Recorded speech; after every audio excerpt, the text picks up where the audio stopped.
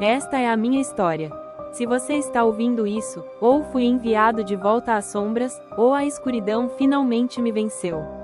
Mas antes que meu nome se apague da memória da igreja, é preciso que alguém saiba o que vi naquela vila esquecida por Deus. Me chamo Padre Matias, e sou parte da Ordem de São Bartolomeu, caçadores do invisível, exorcistas do que rasteja entre os homens, exterminadores do que se esconde atrás das máscaras do folclore. Você acredita que monstros podem ser salvos? Que uma alma dilacerada ainda pode encontrar perdão? Pois eu vi uma besta chorar, e não sei mais se era o demônio, ou apenas um homem condenado pela própria linhagem. E se você gosta de histórias sombrias e de terror, se inscreva no canal, deixe seu comentário e envie esse vídeo, ou qualquer outro do canal para pessoas que também gostam de sentir um frio na espinha ao ouvir histórias macabras. A missão chegou num envelope grosso, selado com cera preta, entregue por mãos que não ousaram cruzar o portão do convento. O relatório era simples: Vila de Santa Cássia. Desaparecimentos, mutilações, presença de símbolos arcanos, ocorrências nas noites de lua cheia. Assinado, Vigia 23. Parti na manhã seguinte, sozinho. A cruz de prata pendia no meu peito. O livro de ritos antigos pesava mais que qualquer arma. E em meu bolso, um frasco de óleo sagrado, destilado de mirra, usado apenas em rituais de fim. Santa Cássia era uma ferida aberta no mapa, encravada no meio da caatinga, onde o vento sopra com cheiro de ossos secos e promessas quebradas. A estrada até lá era mais pedra que terra. Nem os pássaros ousavam cruzar o céu sobre ela. Quando cheguei, o ar era espesso, como se o tempo tivesse parado segundos antes de um grito. As casas eram baixas, paredes brancas manchadas de ferrugem e tempo. Portas trancadas, crianças que olhavam por frestas e desapareciam como fantasmas. E no centro da vila, uma capela antiga, rachada pela raiz de uma árvore que não deveria crescer ali. A cruz no alto estava virada. Não por vandalismo, mas por descuido ou desistência. Fui recebido por Ezequiel, o caseiro do último sítio afetado. Um homem de rosto como couro batido, olhos fundos como cavernas. Ele me encarou sem fé, como quem já tinha feito promessas demais a deuses que nunca responderam. O Senhor veio tarde, padre. A coisa já conhece nossos nomes. Ele me levou até o curral. O chão ainda tinha marcas, como se garras de um felino enorme tivessem escavado a terra. Mas não era só isso. Em uma das estacas, um símbolo antigo, circular, feito com sangue seco. Era um selo lunar. Magia. Pagã. Maldita. Naquela noite, dormi pouco. Os ventos pareciam falar. Chamavam pelo meu nome, mas com a voz do meu pai. Ouvi batidas na parede. Sons de algo respirando rente ao telhado. Mas ao sair, só havia silêncio. E a sensação clara, de que eu estava sendo observado não por olhos, mas por fome. Era a primeira noite, e já sentia minha fé tremer. Mas a ordem não nos treina para rezar. Nos treina para combater. Na manhã seguinte, faria o ritual de rastreamento. E selaria a vila, porque naquele lugar, havia mais do que um lobisomem. Havia um pacto, e toda maldição tem um criador. Acordei antes do sol. O vento ainda sussurrava, mas agora, dizia nomes. Nomes de mortos, de crianças desaparecidas, de gente que nunca deveria ter sido esquecida. Peguei meu livro, marquei a página 217, Ritus Revelatio, para desvelar a raiz da maldição em solo contaminado.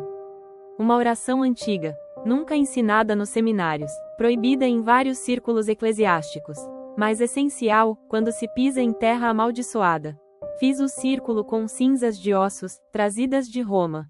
Rodeei a praça da vila, colocando pregos enferrujados nas 4 direções do vento. Cada passo, uma palavra em latim. Cada palavra, um rasgo na pele da mentira. Quando a última vela se acendeu, o ar ficou mais denso. O tempo parou, e então, eu vi.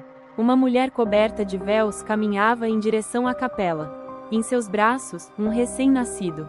Ela chorava, não de tristeza, mas de culpa. Atrás dela, 7 homens mascarados, usando túnicas com o mesmo símbolo que encontrei no curral.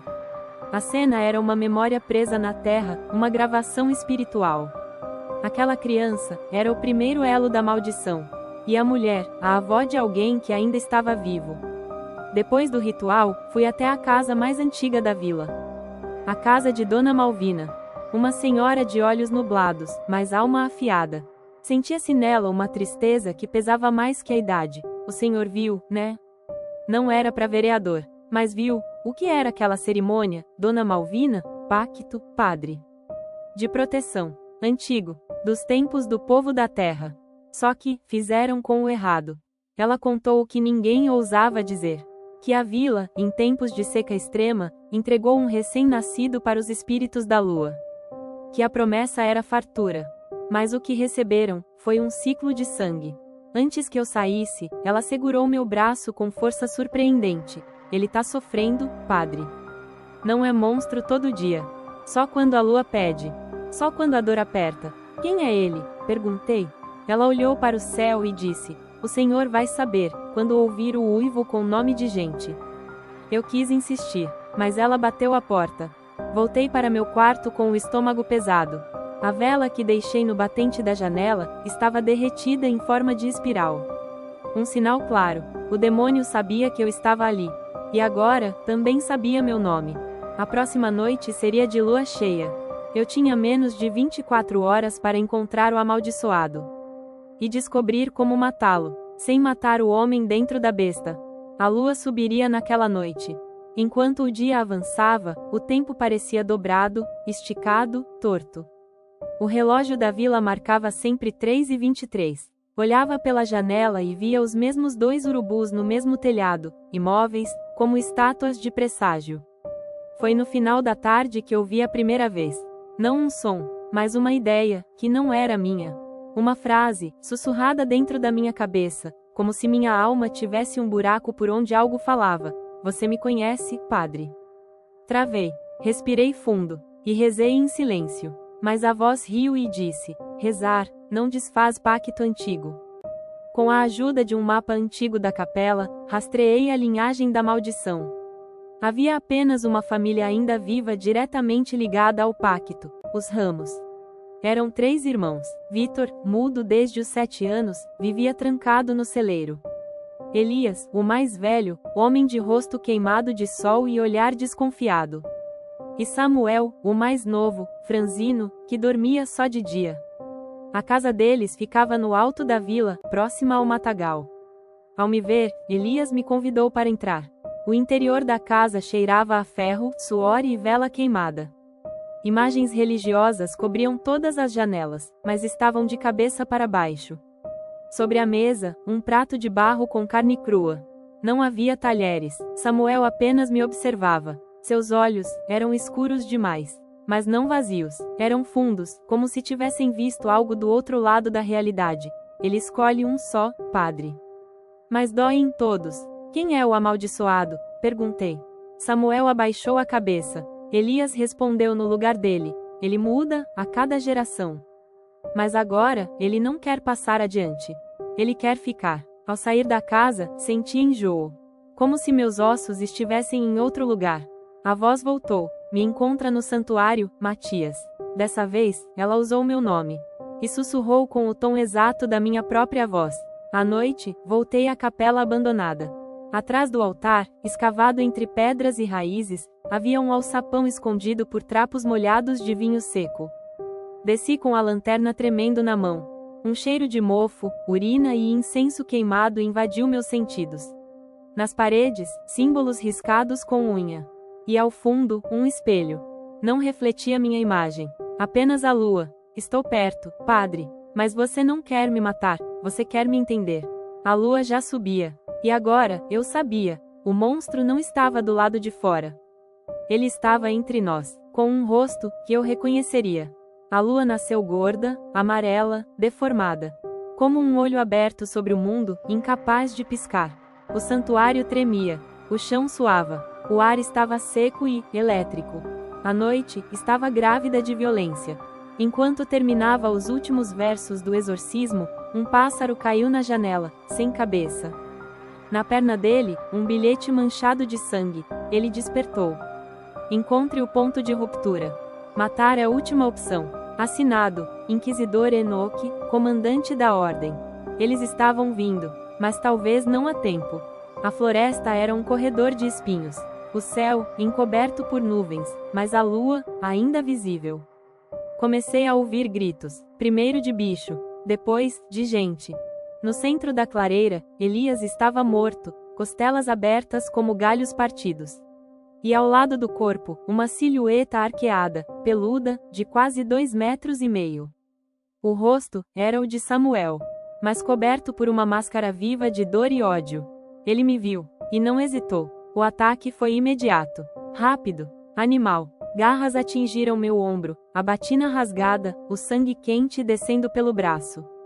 Gritei o verso em latim, Sanctifica eos per crucem. Uma explosão de luz fez a criatura recuar, mas só por segundos. Ela me lançou contra uma árvore.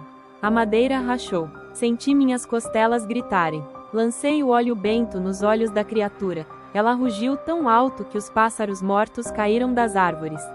Neste momento, 3 figuras encapuzadas surgiram entre as sombras.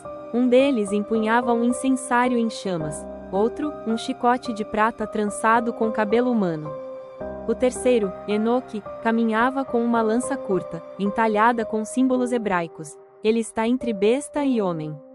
Padre Matias, temos 1 minuto antes que a mente humana morra por completo. Samuel se debatia no chão, grunhindo e chorando ao mesmo tempo. Uma de suas mãos se transformava, a outra voltava a ser humana. Um olho pedia ajuda, o outro só via sangue. Enoque apontou a lança. Decida agora. Ou matamos, mas eu não aceitei. Gritei o nome verdadeiro de Samuel. 3 vezes, como manda o rito da redenção. A criatura parou, chorou, e sussurrou: Me tira daqui. Eu tremia, a arma na mão, a cruz no pescoço queimava. O tempo parecia congelado. A voz voltou dentro de mim. Não era de Samuel, era do próprio mal. Se matá-lo, me fortalece. Se perdoá-lo, ele continua a carregar a maldição. Eu respirei fundo, e então, disparei, mas não na cabeça. Disparei no chão, para ativar o selo de prata. Uma prisão temporária. O corpo de Samuel ficou contido, paralisado. Mas vivo. Enoque me encarou e disse: Você vai pagar por isso. Prefiro carregar o peso, do que matar alguém que ainda pode ser salvo. Samuel foi levado pela ordem, para ser estudado, contido, ou purificado. A vila, silenciosa, mas viva. E eu, agora com cicatrizes novas, e um demônio sussurrando baixinho dentro da minha fé. 3 dias depois, um envelope chegou. Dentro, um mapa. E as palavras: Vale das Almas. Um novo caso. Um novo inferno. Alguns acham que o mal é ruído. Mas ele é silêncio. Ele não entra pela porta da frente. Ele se senta no canto da sala, e espera. Samuel sobreviveu. Mas parte dele ficou naquela floresta. E mesmo com a prisão sagrada da ordem, algo ainda pulsa dentro dele. Algo que espera a próxima lua. A vila tentou esquecer, mas eu vi, durante a missa de domingo, um menino riscando símbolos no banco de trás. O mesmo símbolo do pacto original. O sangue da maldição ainda corria. A besta nunca quis morrer. Ela queria se espalhar. Fui transferido. Nova missão. Nova cidade. Nova escuridão. Mas antes de partir, deixei algo enterrado sob a capela. Minha cruz. Pois a fé que me trouxe até ali não era mais a mesma. Agora, eu carrego outra fé. A de que alguém precisa estar entre os homens e os monstros. Mesmo que acabe se tornando um pouco dos dois. Se essa história mexeu com você, se, por um segundo, você sentiu o sopro frio da floresta no pescoço, então saiba, existem muitas outras à espreita. Inscreva-se no canal. Ative o sino, porque o mal não avisa antes de bater. Curta, compartilhe com quem acredita no invisível, e nos ajude a contar histórias que deveriam continuar enterradas. Até o próximo caso.